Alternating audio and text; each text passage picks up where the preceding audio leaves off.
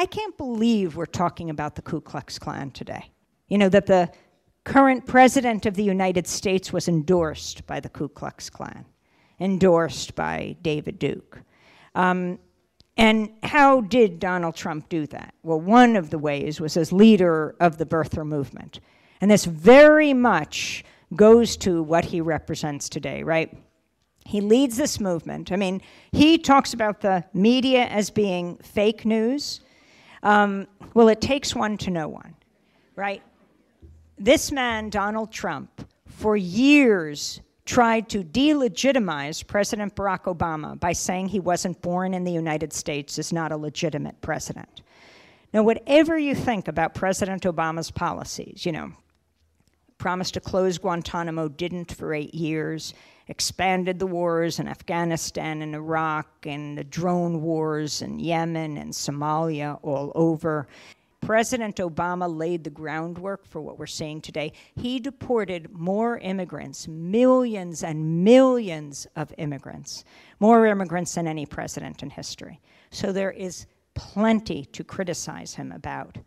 But saying that he was not born in this country and that he is not a legitimate president is not one of those. And when I think of Donald Trump year after year saying, I have the evidence, I sent the investigators to Hawaii, never obviously showing it, and also talking about Barack Obama as a secret Muslim.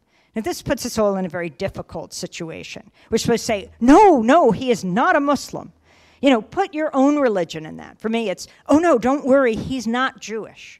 No, he is not a Hindu. He is not Christian. Just you can rest assured, President Obama, and this is all ridiculous. There's nothing wrong with any of these religions, or if you're an atheist or an agnostic. But what matters is telling the truth. And that dog whistle politics he engaged in appealed to a certain group of people, white supremacists, white nationalists, and that's how he built his base.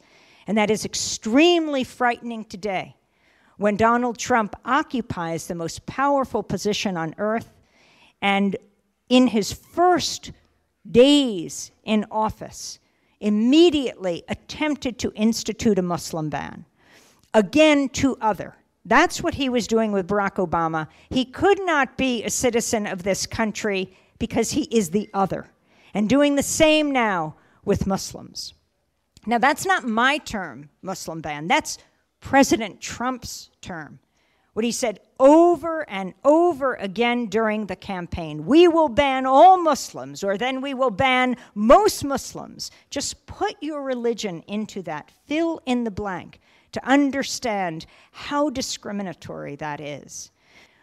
You think when he announced for office in his tower in New York with paid actors applauding for him. So it's always interesting to see when he says, all these protests, who's paying for them? It's the way he thinks. But you think about that first speech when he announced for president, calling Mexicans rapists. So he goes after the Mexicans. He goes after the Muslims. He goes after the media, right? Calls us the enemy of the people. Mexicans, Muslims, media. So Muslims, says no refugees from 7 majority Muslim countries. And that's stayed by a federal judge in Washington state, to the shock of the President of the United States, who calls him a so-called judge.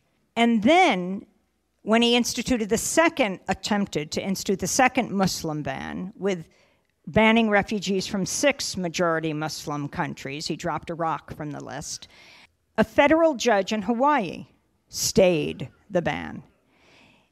And last week, the Attorney General of the United States, Jeff Sessions, said on a right-wing radio show, I cannot believe that a man on an island in the Pacific can stop the President of the United States. You know, I think the whole country is engaged in a civics lesson, from kindergartners to 5th graders to everyone in this country learning about the co-equal branches of government, right? Executive, legislative, judiciary. And I think that Jeff Sessions and Donald Trump should be a part of that education.